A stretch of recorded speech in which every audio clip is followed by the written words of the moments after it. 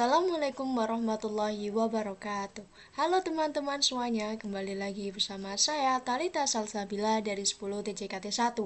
Nah, pada video kali ini kita akan membahas bab 8 mengenai accessing command line yang berkaitan dengan Debian dan Ubuntu Server Administrator.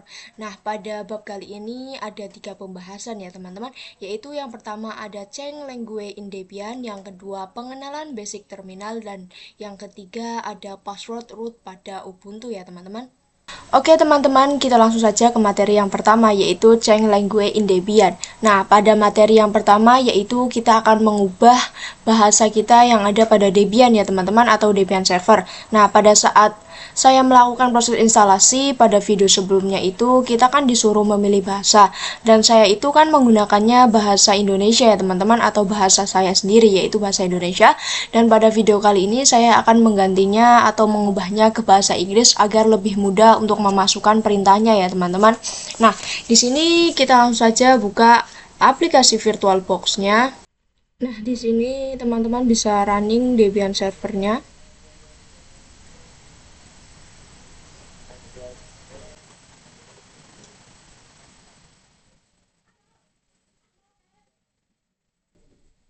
Nah, setelah itu teman-teman bisa langsung masuk saja.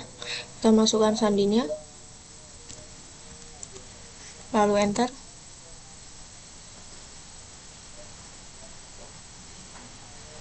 Nah, di sini teman-teman bisa menggunakan mode full screen ya teman-teman, dengan klik view terus full screen mode. Kita switch. Nah, ini sudah full screen ya teman-teman. Nah, di sini saya akan mengganti bahasanya menggunakan bahasa Inggris ya teman-teman, karena di sini saya masih menggunakan bahasa Indonesia. Nah, teman-teman bisa lihat pada tanggalnya. Di sini kan Jum 6 Desember ya teman-teman. Ini masih menggunakan bahasa Indonesia, sedangkan jika menggunakan bahasa Inggris itu pasti bulannya akan di depan, baru hari, dan baru akan tanggal ya teman-teman. Ataupun misal nih hari terlebih dahulu tetapi dengan menggunakan bahasa Inggris ya teman-teman. Nah, kita akan mencoba untuk mengganti bahasanya menggunakan terminal ya teman-teman, atau melalui terminal. Di sini teman-teman bisa ketik terlebih dahulu terminal. Nah, di sini sudah tampak ya teman-teman terminal. Nah, kita masuk ke root terlebih dahulu dengan perintah su ya teman-teman. Nah, lalu di sini kita enter. Nah, lalu kita memasukkan sandi, yaitu sandi pada awal tadi ya teman-teman. Nah, seharusnya pada proses instalasi itu kan ada 2 sandi ya teman-teman, yaitu sandi root dan sandi untuk username lah. Karena saya sandinya sama, maka saya memasukkannya sama, terus kita enter. Nah, di sini saya sudah ada di root ya teman-teman. Nah, di sini untuk mengganti bahasa, teman-teman bisa memasukkan perintah sudo dpkg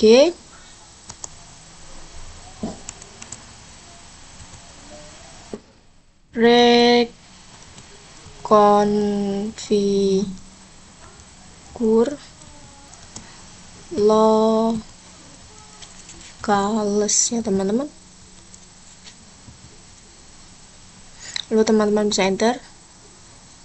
Nah, di sini tampilannya pasti akan seperti ini ya teman-teman. Kita berada di locales to be generate.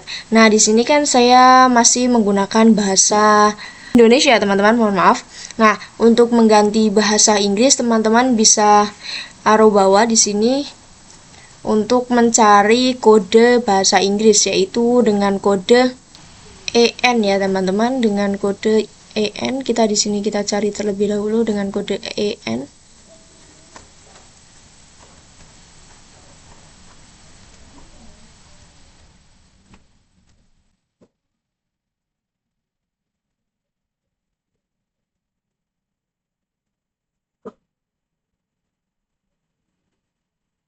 Nah, di sini kita menggunakan yang EN US UTV -8 UTV -8 ya teman-teman. Ini untuk bahasa Inggrisnya. Nah, teman-teman bisa ketik. Dah, di sini akan muncul seperti ini ya teman-teman.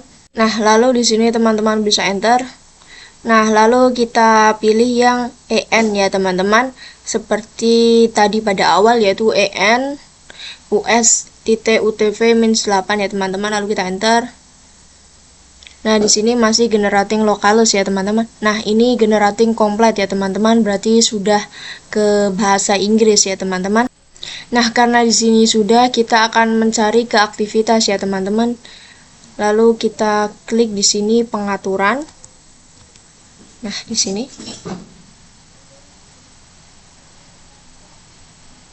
Nah, lalu teman-teman bisa pilih yang tampilan atau logonya itu bendera ya teman-teman. Nah, seperti ini, wilayah dan bahasa. Lalu teman-teman pilih yang layar log masuk, terus bahasa. Terus ini kata sandi administrator ya teman-teman. Nah, di sini teman-teman itu menggunakan kata sandi yang pertama ya teman-teman, yaitu yang user itu. Lalu di sini kita autentikasi. Nah, lalu di sini ternyata sudah English ya teman-teman. Nah, di sini bisa teman-teman pilih. Ini kan bahasa Indonesia dan ini English. Teman-teman pilih. Lalu pada akun Anda juga sama. Ini bahasa Indonesia, lalu kita English. Teman-teman, jika masih ada cuman pilihannya itu satu, teman-teman bisa klik 3 ini. Nah, lalu di sini sudah ada English dan ini. Saya akan English lalu pilih. Nah, di sini saya sarankan untuk menggunakan bahasa Inggris ya teman-teman, karena pada video selanjutnya itu saya akan menggunakan bahasa Inggris dengan memasukkan perintah bahasa Inggris. Jadi, jika teman-teman menggunakan bahasa yang lain atau bahasa Indonesia itu takutnya terjadi kesalahan ya teman-teman, atau ada sedikit berbeda dan itu salah untuk mengkonfigurasinya ya teman-teman. Nah, jika teman-teman menggunakan bahasa yang berbeda, takutnya nanti itu opsi pilihannya itu akan berbeda ya teman-teman. Nah, di sini saya akan remove dulu Debian-nya ya teman-teman. Maaf. Di sini saya akan keluar dari mode full screen. Lalu kita remove. Nah, lalu di sini kita jalankan lagi atau start. Di sini teman-teman bisa enter.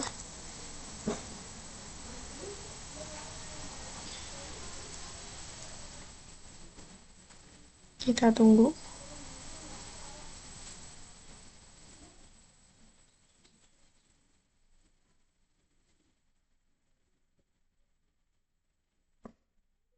Nah, di sini ternyata sudah berubah menjadi bahasa Inggris ya teman-teman. Seperti yang tadi saya bilang, jika bahasa Inggris itu bulannya itu di depan ya teman-teman, seperti ini, dek 6 gitu ya teman-teman. Lalu saya akan login terlebih dahulu di sini.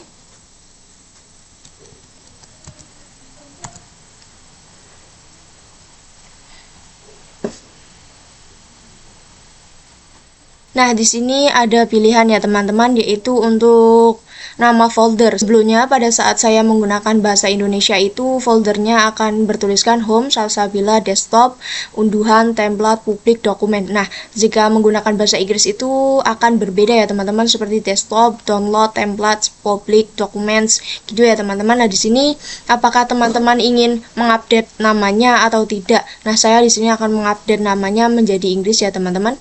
Nah, di sini bisa teman-teman lihat, di sini juga sudah berubah ya teman-teman. Yang tadinya di sini aktivitas itu berubah menjadi activities ya teman-teman. Nah, di sini juga sudah berbeda ya teman-teman. Tadinya mesin pencarian, di sini type to search ya teman-teman. Nah, materi pada pembahasan yang pertama mungkin hanya itu saja ya teman-teman. Oke teman-teman, kita lanjut ke materi yang kedua, yaitu pengenalan basic terminal. Apa sih pengenalan basic terminal? Nah, jadi basic terminal itu suatu konfigurasi dasar atau perintah dasar yang sangat sering digunakan pada OS atau operating system Linux ya teman-teman. Nah, sebelum kita masuk ke lab-lab yang cukup besar maupun perintah-perintah yang membutuhkan server dan konfigurasi yang cukup susah dan membingungkan, sebelum itu kita harus mengetahui terlebih dahulu perintah dasar atau perintah basic yang ada pada Linux ya teman-teman, yang sering digunakan. Nah, karena kita mau mempelajari yang rumit, maka harus dimulai dari yang mudah terlebih dahulu atau dari yang basic ya teman-teman. Nah, di sini teman-teman buka aplikasi VirtualBox-nya, lalu teman-teman bisa merunning Debian servernya. Nah, di sini kita tunggu untuk prosesnya.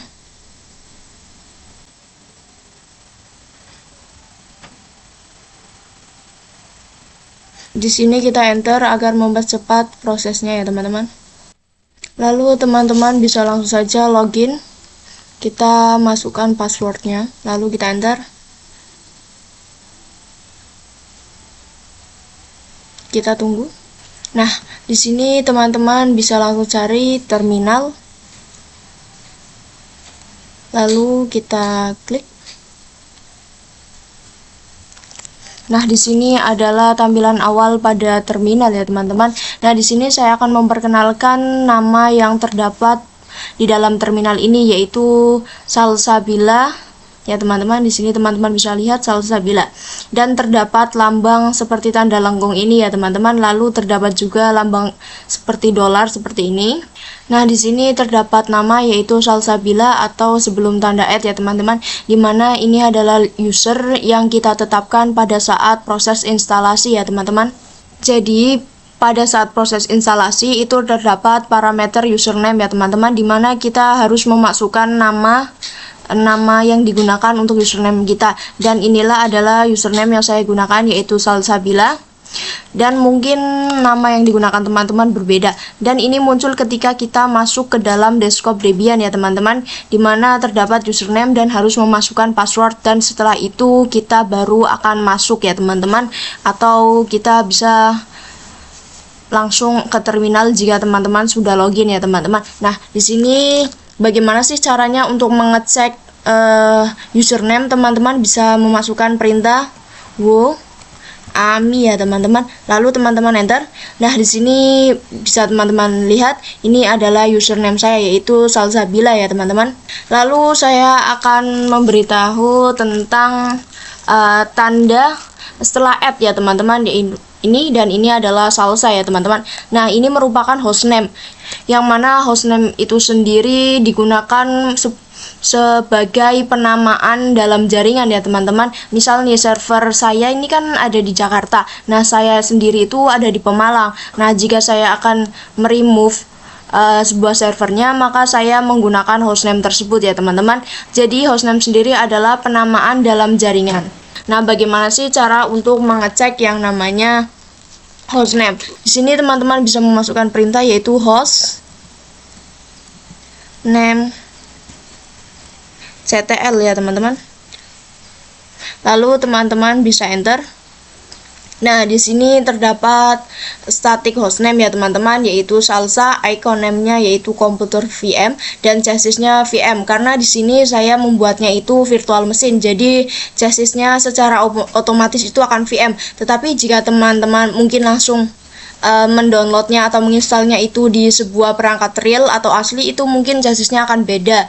Nah, di sini karena saya menggunakan VirtualBox, maka virtualization-nya yaitu Orange ya teman-teman. Jika mungkin teman-teman menggunakan VMware, mungkin virtualisasinya akan beda ya teman-teman. Nah, di sini teman-teman bisa clear saja karena mungkin akan sedikit mengganggu. Lalu kita enter. Nah, di sini langsung akan bersih dan kembali seperti ini lagi ya teman-teman. Nah, lalu tanda lengkung ini ya teman-teman. Nah, tanda lengkung itu biasanya terdapat di keyboard itu di samping angka 1 ya teman-teman, seperti ini. Nah, seperti itu ya teman-teman. Nah, jadi maksud dari tanda itu adalah menandakan bahwa kita ada pada home directory ya teman-teman, bisa digunakan. Nah, jadi jika ada tanda kayak gitu menandakan bahwa kita itu masih ada pada home directory. Nah, sekarang kita cek apakah benar kita ada di home directory dengan perintah pwd ya teman-teman, lalu kita enter. Nah, ini ya teman-teman, home/salsabila ya, itu menandakan bahwa kita sedang ada pada home directory ya teman-teman. Nah, sekarang saya akan mencoba untuk masuk ke directory lain ya teman-teman, agar saya tidak berada pada home directory lagi, yaitu dengan perintah cd spasi /etc ya teman-teman. Berarti saya akan masuk ke directory etc, lalu kita enter.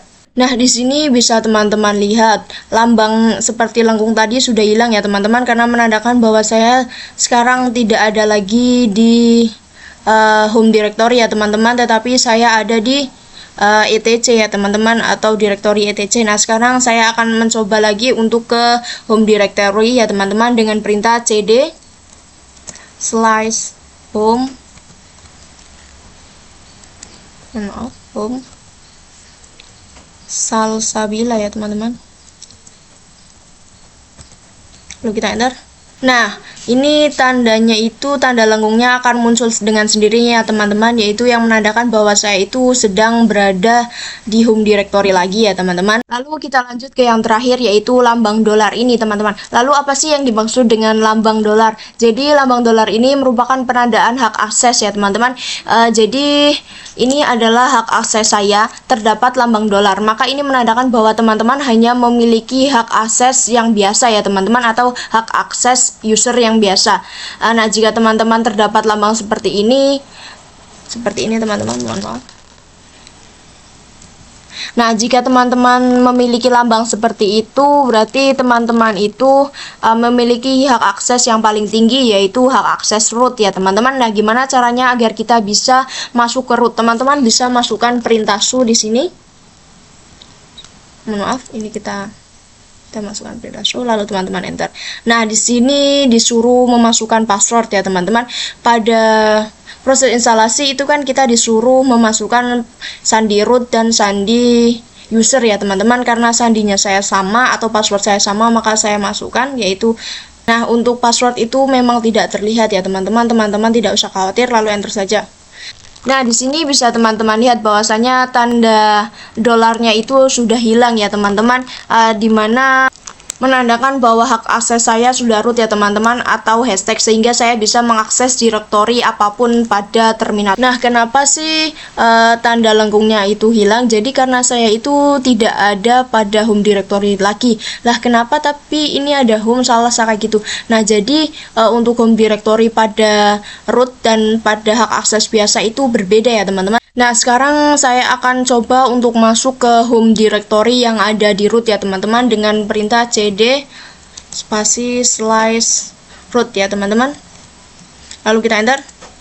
Nah, di sini saya sudah berada di home directory root ya teman-teman, ditandai dengan adanya tanda lengkung ini dan pagar ya teman-teman, atau hashtag ini yang menandakan bahwa saya berada di home directory root ya teman-teman. Nah, jika teman-teman ingin mengecek apakah benar ini berada di home directory root, teman-teman bisa cek lagi dengan perintah pwd, lalu teman-teman enter. Nah, di sini bisa teman-teman lihat ya, saya sedang berada di root ya teman-teman. Nah, cara untuk keluar dari root, teman-teman bisa menggunakan perintah exit, lalu enter. Nah, di sini bisa teman-teman lihat bahwasanya saya sudah berada di user biasa ya teman-teman, tidak berada di root lagi.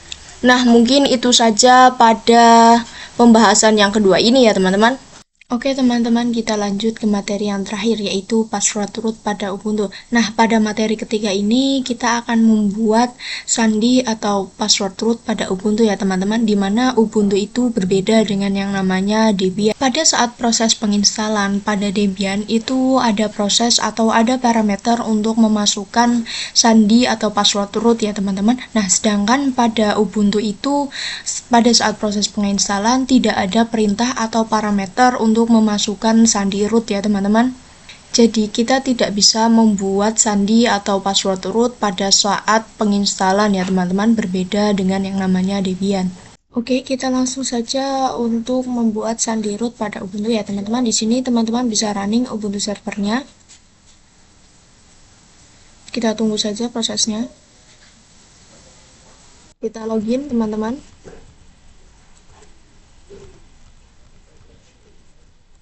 Masukkan password lalu enter. Nah, pada Debian jika kita memasukkan perintah su, maka di sana otomatis langsung akan keluar parameter untuk memasukkan password ya teman-teman. Sedangkan pada Ubuntu karena kita belum memiliki password atau membuat password, itu kita tidak bisa langsung masuk ke rootnya ya teman-teman. Di sini teman-teman untuk membuat sandi atau password root, teman-teman bisa memasukkan perintah yaitu sudo passwd, lalu kita enter. Ini password for salsa ya teman-teman, password username-nya ya teman-teman, yaitu, lalu kita enter. New password. Di sini saya akan membuat password yang mudah diingat, yaitu 8989 ya teman-teman. Itu terserah teman-teman. Di sini langsung saya enter. Nah, ini untuk memasukkan apakah benar teman-teman akan menggunakan password tersebut. Kita masukkan lagi, lalu kita enter. Password update sukses ya teman-teman. Jadi kita sudah bisa masuk ke root ya teman-teman. Nah sekarang kita coba untuk memasukkan perintah su, lalu kita enter. Ini password ya teman-teman. Kita langsung memasukkan password yang tadi. Kita enter. Nah di sini sudah ya teman-teman, root Thalita server, home salsa, pagar ya teman-teman, atau hashtag ya teman-teman. Nah sekarang kita sudah berada di root ya teman-teman. Untuk mengecek apakah benar kita ada di root, kita masukkan perintah pwd, lalu kita enter. Nah ternyata kita masih berada di home/salsa ya teman-teman. Nah sekarang kita coba untuk cd spasi slice root ya teman-teman. Lalu kita enter. Lalu di sini kita pwd lagi. Nah, bisa teman-teman lihat bahwasanya saya sekarang berada di root ya teman-teman. Nah, untuk materi yang ketiga hanya itu saja ya teman-teman. Nah, untuk materi pada bab 8 hanya itu saja ya teman-teman. Terima kasih. Wassalamualaikum warahmatullahi wabarakatuh. Dadah semuanya.